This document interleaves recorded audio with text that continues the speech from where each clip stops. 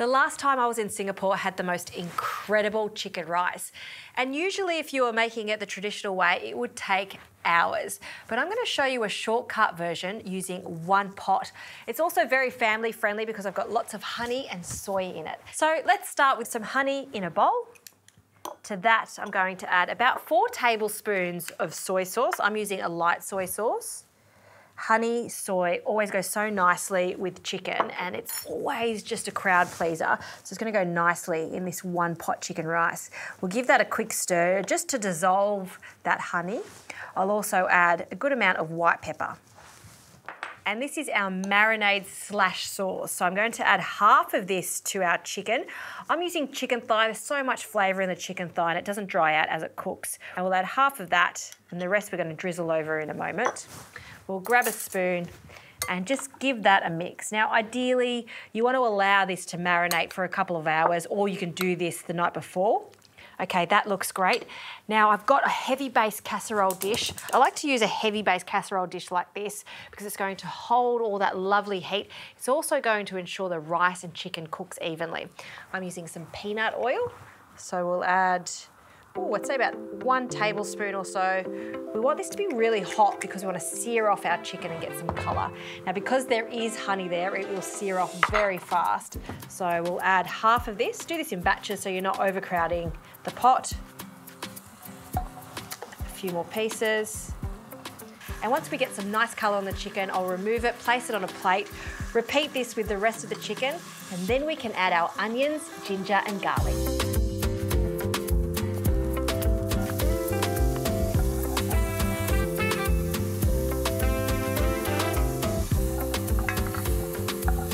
Just added the onions and the ginger. Now in with the garlic. I always like to leave that to the end just so it doesn't burn. Okay, it's time to add our rice. Now I'm going to be using some fragrant jasmine rice. What I've done with the rice is just rinsed it 3 times. We just want a lot of the starch to go from the rice. So in with our jasmine rice and coat all of that rice in the onion mixture. Now we can add some stock, about 750 mils of stock, about 3 cups. Again, giving that a stir. To this, we're going to return our chicken and any of the juices. And what I'm doing is just placing it on the top of the rice. So as the rice starts to absorb all of that chicken stock, it'll fluff up, and then on the top of it, the gorgeous little pieces of chicken are going to sit up proudly. So they go in. And then any of that remaining honey soy mixture, you can also add a few more tablespoons of that over the top, just so it drizzles down into the rice. Okay, happy with that. Lid goes on. Now this is going to just come up to the boil, so I'll just keep an eye on it. Once it has, turn it to a really low heat and cook that for 15 minutes. Now once it's cooked, just let it sit there for about 10 minutes to relax, and then it's ready. Okay, the chicken rice has been turned off. I've allowed it to sit here for about 10 minutes, and let's have a look.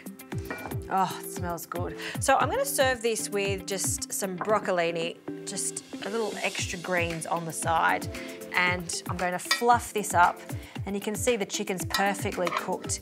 Traditional chicken rice is served with a spring onion sauce and also a chilli sauce, but I'm just going to garnish it with the spring onions and the chilli. And on with our long red chilli, which is not too spicy.